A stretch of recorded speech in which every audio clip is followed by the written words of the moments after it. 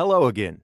In this lesson, we will learn how to write a PLC program for the machine illustrated here by using an S7300 PLC and Step 7 software. As you can see, we have two pumps which are being used to transfer two separate liquids into this tank. Inside the tank, there are two level switches installed in the lower and upper parts of the tank respectively.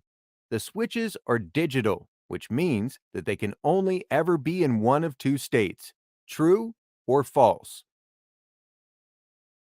There is also an electrically powered mixer inside the tank, which starts working for a defined period of time, mixing the two liquids together after the tank is filled. We also have a discharge valve in the bottom of the tank, which controls the draining of the liquid from the tank. Okay, now let's see what the program should do. This lower level switch has an open contact inside it. When the level of the liquid drops to the level of the switch's position, the contact closes, sending a 24-volt DC signal to the PLC input. We want to write the program so that when the level of the liquid reaches this minimum, the pumps will be activated and begin filling the tank with the liquids. The pumps continue filling the tank until the level reaches its maximum at the higher level switch. When this happens, the open contacts in the switch will be closed, and another 24-volt signal will be sent to the PLC input, telling us that the tank is full. When this signal has been sent, first, the pumps should shut down so that no more liquid enters the tank, and then this mixer should be turned on. We want the mixer to operate for 7 seconds, mixing the liquids that have been pumped into the tank. After 7 seconds, the mixer should automatically shut down, and this discharge valve should open. With the valve open, the liquid will be discharged from the tank and transferred to another location within the factory to be processed. When the level of the liquid in the tank drops to the minimum set level of the lower switch, the switch contacts will close again, thus starting a repeat of the cycle. Okay, so now we need to click on the Semantic Manager desktop icon in order to start writing the program. Semantic Manager is a program which manages sub-programs of Step 7. To start our programming, first, we need to create a new project by clicking on the New icon on the toolbar to open the new project window. In this window, we enter a name for our project in the name field. We'll call this project Mixer and enter it here.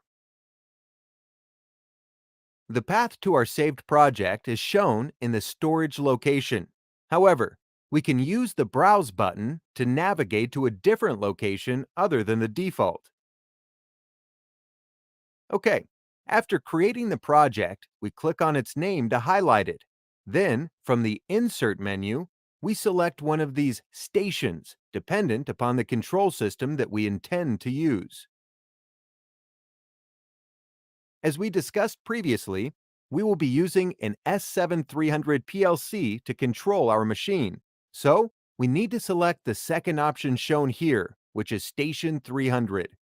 After selecting this option, we see that a subgroup named Semantic 300 has been added to our project.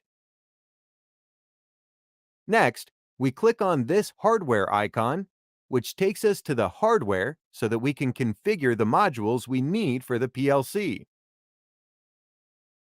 Our PLC is an S7300, so we need to select the relevant modules from Semantic 300 subgroup here. First of all, we need a rack into which we will mount the modules. To insert the rack, open the Rack 300 and double-click on the rail to add it to the left window.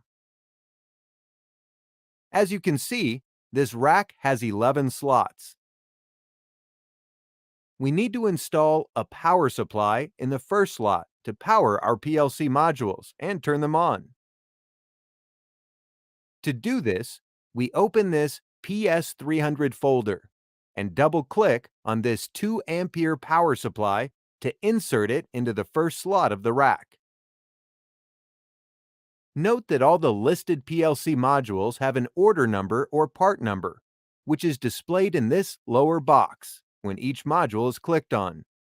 In real-world projects, the order number of each module that we select should match exactly the module in the enclosure, but as this is a demonstration project for training purposes, we can ignore that requirement for now.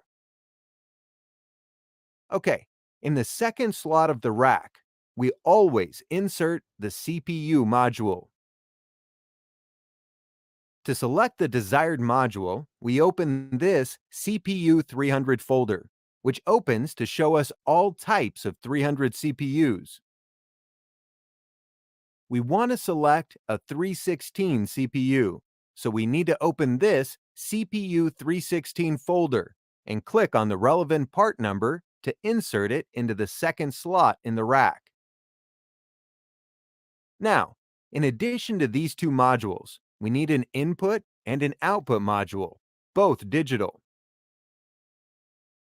The input and output modules are both categories in the subgroup SM300.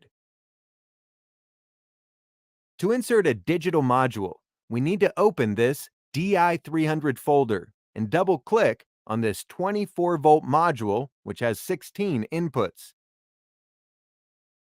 However, as you can see, after doing this, we get a message that this module can only be inserted into slots 4 through 11.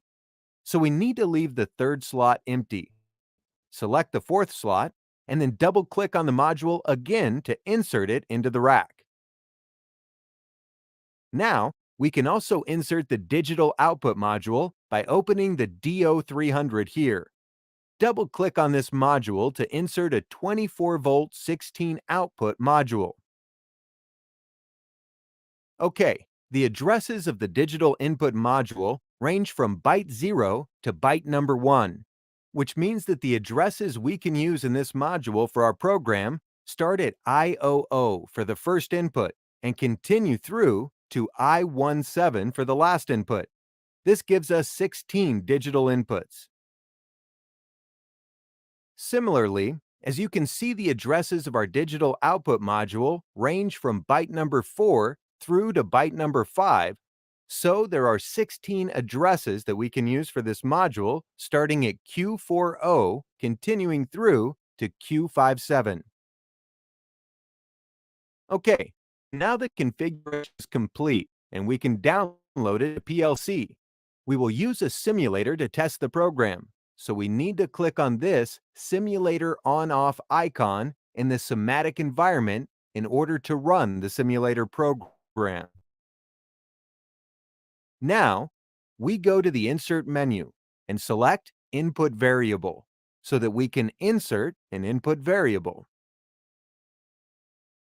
Similarly, we can select Output Variable, but as the address of our output module starts from byte number 4, we need to change this 0 to a 4. Before downloading the configuration, first click on the Save and Compile icon to save it.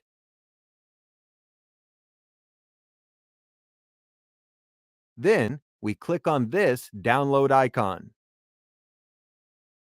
This brings up a window where we need to select the CPU to which we want to download the configuration, and then click OK. In the next window, click on View, and then select the appropriate MPI address. And after clicking OK, the configuration will download to the CPU. Now, having completed the configuration, we can check the project tree and see that a subgroup with the same name as the CPU has been added there. Now, we can write our program in a block named OB1. We can find the OB1 by opening the S7 program folder and looking in the block folder. Okay, now we open the OB1 by double-clicking on it. As it's the first time we've opened it, this Properties window opens. We simply OK the window to get into the programming environment.